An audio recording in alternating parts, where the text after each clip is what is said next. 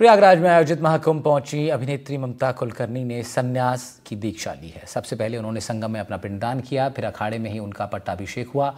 ममता कुलकर्णी किन्नर अखाड़े की महामंडलेश्वर बनी है। ममता कुलकर्णी को अब यमाई ममता नंदगिरी के नाम से जाना जाएगा। एक समय में बॉलीवुड पर राज करने वाली अभिनेत्री ममता कुलकर्णी अब महामंडलेश्वर बन चुकी हैं। उनका नाम भी बदल चुका है, अब वो यमाई ममता नंदगिरी हैं। महाकुंभ में उनको किन्नर अखाड़े ने अब महामंडलेश्वर से विभूषित किया। सीधा हमारे साथ हैं, उनसे बातचीत करते हैं। ममता जी, एक वक्त था जब दर्शक आपको फिल्मी पर्दे पर देखते थे और अचानक से एक लंबे अंतराल के बाद ममता कुलकर्णी आई और एक नए रूप और कलेवर में है। अब आप जब आप महामंडलेश्वर बन चुकी हैं, तो आपसे मेरा सवाल ये है कि कौन सी ऐसी चीज़ है जिसने आपको सनातन के लिए बहुत प्रेरित किया कि आप पहले भी पूजा पाठ और संन्यास में रही होंगी, लेकिन अब कौन सी चीज़ें हैं जिसने आपको परिवर्तित किया कि पूर्ण रूप से मुझे जो है अब इस वेशभूषा में रहना है? मैं बिल्कुल महाकुंभ में इस चीज़ के लिए नहीं आई थी कि मुझे महामंडलेश्वर बनना था, लेकिन 3 दिन से चार जगत गुरु ने मेरी परीक्षा ली। मुझे आध्यात्मिक और ध्यान तप के सब प्रश्न मुझे पूछे गए, जो एक तपस्वी एक दूसरे तपस्वी को पूछ सकता है, ऐसे प्रश्न मुझे पूछे गए और मैंने उनको एक एक करके उनके सब प्रश्नों को जवाब देती गई। तो उनको समझ में आया कि मैंने वाकई जो मैं कह रही हूँ कि मैंने 23 साल तप किया, ध्यान किया, योग किया, ब्रह्मचर्य प्राप्त किया। मेरे वो प्रश्न के उत्तर को समझने के बाद ही मुझे महामंडलेश्वर बनाने की इन लोगों ने चेष्टा की है। जैसे एक खिलाड़ी हो, वो 4-5 साल मेहनत करता है कि ताकि उसको ओलंपिक में मेडल मिल जाए, तो वैसे मेरे 23 साल का ध्यान, तप, वैराग्य, अष्टांगा योगा, वो सब का एक पूर्णाहुति स्वरूप है महामंडलेश्वर बनना।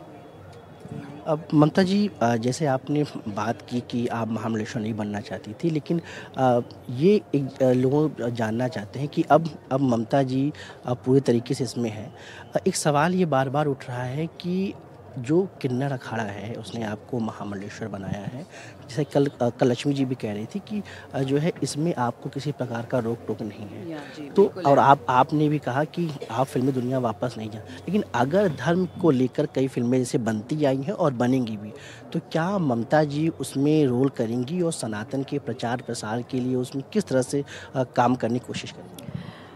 मैं सच बोलूँ, मुझे बिल्कुल इंटरेस्ट नहीं है फिल्म्स में आना, ही बिल्कुल इंटरेस्ट नहीं, चाहे वो किसी कैरेक्टर को प्ले करने के लिए हो या नहीं हो। नहीं, हाँ, किसी आप मुझे जैसे किसी प्रवचन के लिए हो, किसी धर्म या वैराग्य या भक्ति के लिए मुझे कोई संबोधित करना पड़े तो मैं ज़रूर आऊँगी, मैं अपने विचार ज़रूर रखूँगी।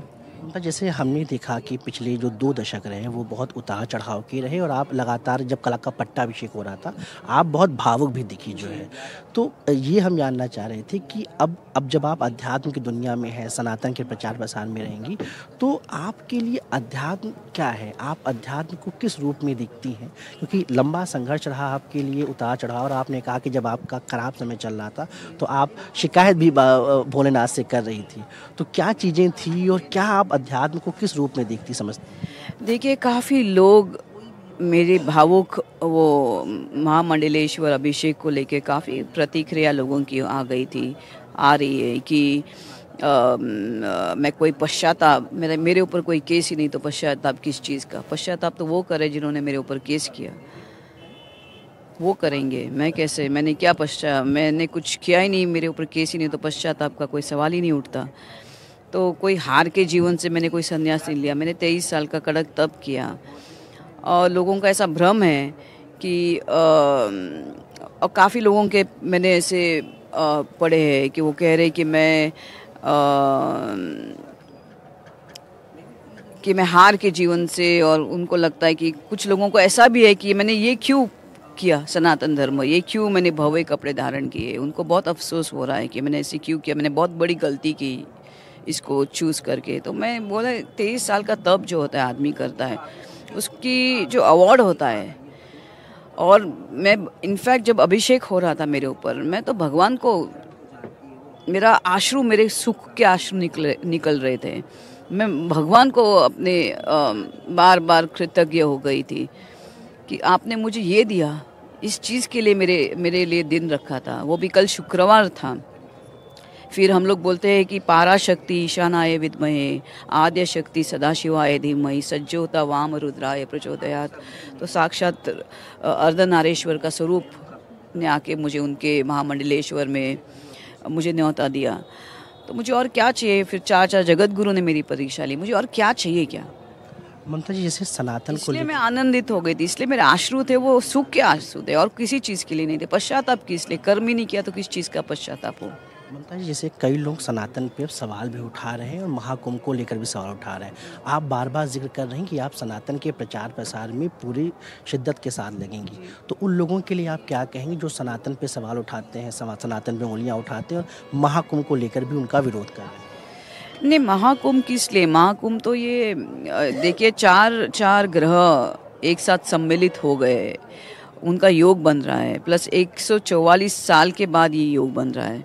तो इतना महा और पुण्य योग है ये। It's is just like a spiritual bathing. लेकिन स्पिरिचुअल बेदिंग सिर्फ अपने शरीर के लिए, आत्मा और अंतर आत्मा की बेदिंग के लिए आपको सिर्फ तपस्या, ध्यान और धर्म, भक्ति, इसी मार्ग को चूज़ करना पड़ेगा। आखिरी सवाल आपसे ये है कि आप फिल्मी दुनिया से अब आप सनातन के को प्रचार प्रसार में लगेंगी, आप जो है महामंडलेश्वर बन गई। आप उन लोगों के लिए क्यों आपको लगता है कि लोगों को सनातन की तरफ आकर्षित होना चाहिए? क्यों लोगों को एक समय आना चाहिए कि अध्यात्म की तरफ अधिक समय देना चाहिए? जैसे आपके जीवन में परिवर्तन आया, तो ऐसे कई लोग हैं, तो उनके लिए आप क्या कहेंगे? देखिए, भौतिक जीवन कब तक आपको, अगर भौतिक जीवन आपकी भूख है तो वही रही है। हर चीज़ इम्पॉर्टेंट है, अर्थ, धर्म, काम, मोक्ष, ये 4 पिलर है, 4 स्तंभ है। तो जिसको जैसी मर्जी वैसे करे, लेकिन आध्यात्मिक जीवन नित्य होता है। आप एक बार इसमें कूद जाओगे, आप कुछ साल ध्यान करो, ईमानदारी से भक्ति करो ईश्वर की, गुरु की, आप देखो ऐसी ध्यान की अवस्थाएं आपके सामने आएंगी कि आपको ये भौतिक सुख ही आपको तुच्छ लगने लगेगा और आप कहेंगे कि अरे बाप रे, मैंने इतनी देर क्यों लगाई। अब आप नए रूप में हैं, तो आपको पहले से अब कितना अलग अनुभव हो रहा है, क्या महसूस करते हैं? ये तो ऐसा पूछने है कि जो डॉक्टर इतने साल अपना इसके अंदर लेबोरेटरी में प्रैक्टिस कर रहा है, उसके बाद उसको डॉक्टर की पदवी मिल जाती है, तो उसको कैसा फीलिंग होना चाहिए? वही फीलिंग है। ये थी हमारे साथ ममता कुलकर्णी, जो अभी हमारी ममता नंदी बन चुकी हैं। उनका साफ तौर पे ये कहना है कि सनातन के प्रचार प्रसार के लिए वो काम करेंगे और सनातन के लिए उनके मन में जो उनकी तपस्या थी वो अब जो है पूर्ण हुई है और इसीलिए वो महामंडलेश्वर बन चुकी हैं। प्रयागराज से अपने सहयोगी सचिन गुप्ता के साथ पल्लव मिश्रा, NTV इंडिया।